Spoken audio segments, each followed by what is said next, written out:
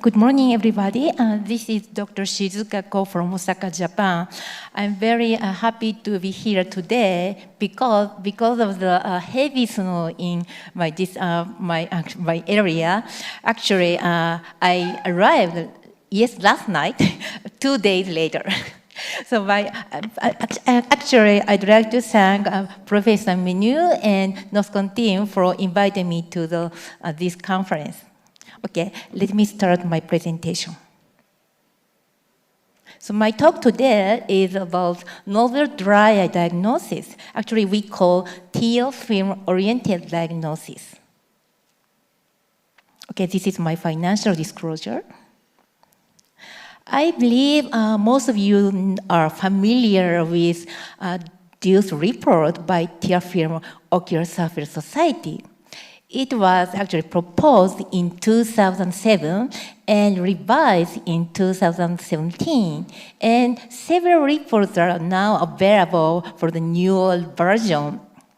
And actually, I'd like to introduce a new perspective on dry eye by Asia Dry Eye Society, ADES.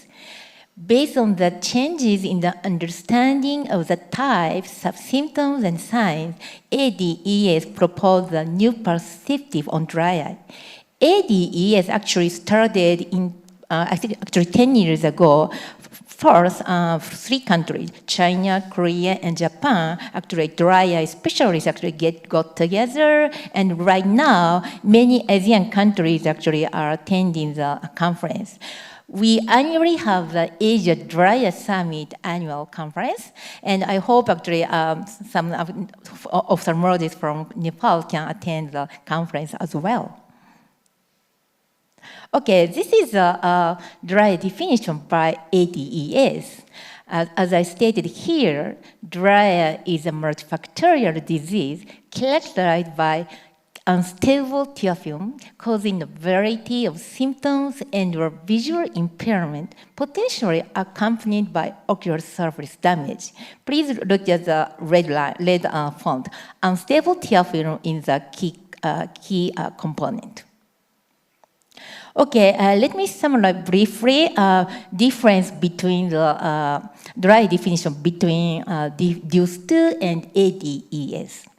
According to the DUCE2, dry eye is characterized by multiple potential pathogenesis like tear film stability, hyperosmolarity, ocular surface inflammation and damage, and neurosensory abnormalities. But according to ADES, this is very simple, characterized by unstable tear film. Actually, this is a core pathological mechanism.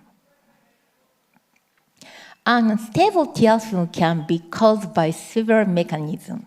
There are static risk factors and dynamic risk factors. You know, static risk factors include abnormality in lipid, aqueous, and mucin components. And dynamic risk factors include a lot of actually unknown dry eye-related conditions.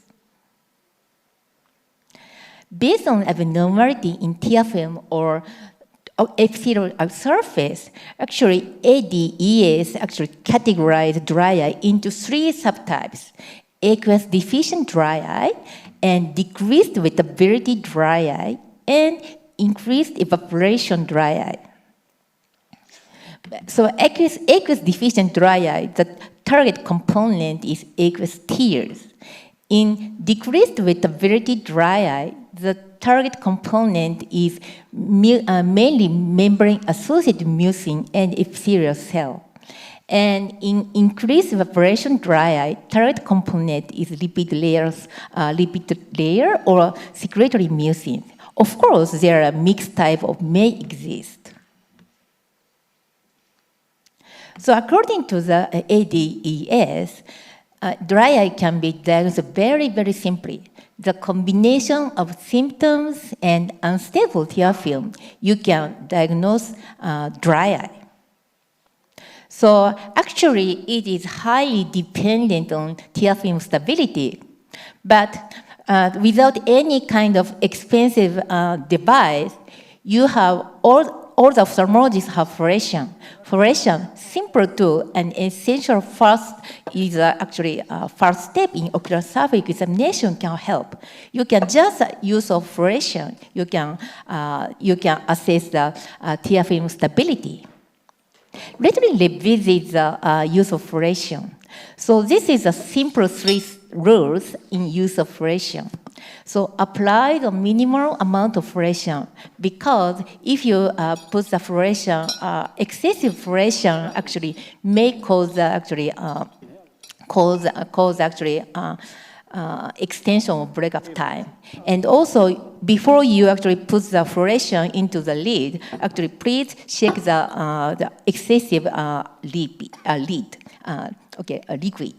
and apply gently. So with just a paper strip of fluorescein you can do the dry eye diagnosis. There is no need for special devices. Okay, so let me introduce a concept of tear film-oriented diagnosis. This is we call TFOD. So tear film-oriented diagnosis, TFOD, can suggest the insufficient component of ocular surface. When you use a fluorescein, you can observe the fluorescein breakup pattern. Based on the fluorescein breakup pattern, you can subcategorize aqueous deficient dry eye and decreased wettability dry eye and increased evaporative dry eye. I can show you start with the movie. Then we'd like to start with the aqueous deficient dry eye. Okay, area break. This is severe aqueous deficient dry eye. Of course, insufficient component is aqueous tears. You can see the upward movement fluorescein, but you cannot observe any upward movement fluorescein. You can see a lot of corneal epithelial damage. So actually, usually it is actually associated with a severe Sjogren syndrome. So there is no tears. So this is area break. So this is the line break. This is a mild to moderate aqueous deficient dry eye. Of course, insufficient component is aqueous tears. So you can see the corneal epithelial damage in the lower part of the cornea. So you can see the vertical line-like shape during upward movement of fluorescein at the lower part of the cornea. This is the line break. Okay, let's move on the decreased wettability dry eye. Okay, I'd like to show you spot break. You can see the many spots right now. So this is a severe decreased wettability dry eye. Insufficient component is membrane-associated mucin. So spot-like shape immediately after eye opening, or when at least one spot break is not erased during upward movement fluorescein. This is very impressive, actually, breakup pattern. Okay, this is dimple break. This is a mild to moderate decreased wettability dry eye. Insufficient component is membrane-associated mucin. So you can see the kind of, now you will see the kind of vertical, kind of dimple. You know dimple. So you can see the dimple break. So an irregular but vertical line, like sometimes actually horizontal actually line, you can see that during the upward movement, because spot break is right after the blink, but this is not right after the blink, during the upward movement of fluorescein. Okay, this is an increased evaporation break. So this is we call random break. So this is increased evaporation dry eye. So an irregular and indefinite shape occurs after the cessation of upward fluorescein breakup. So the point is actually you can see the breakup after the movement of all the actually movement is actually finished. Then you can see the break. Actually, it can be actually observed even in normal eyes. So actually, this is a kind of summary of tear film breakup pattern. So just a paper of three preparation can help dry eye diagnosis. And let me introduce tear film oriented therapy. So based on each layer of the ocular surface may be targeted by a selective topical therapy to stabilize the tear film.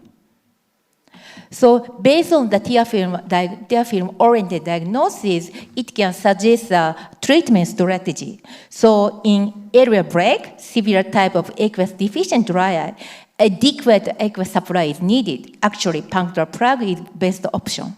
And for the mild to moderate aqueous deficient dry eye, for line break, I believe rehydration like water actually, aqueous actually secretion drop like diglifosol is maybe the first choice. And for the decreased wettability dry eye, the treatment strategy is mucin supply for both spot break and dimple break. Oh, okay, sorry. Okay, so for the random break, usually it is associated with meibomian gland dysfunction. So I think meibomian gland dysfunction treatment is needed. Again, fluorescence staining is powerful. So actually this is standard in dry eye practice and breakup time assessment, breakup pattern, and ocular surface staining.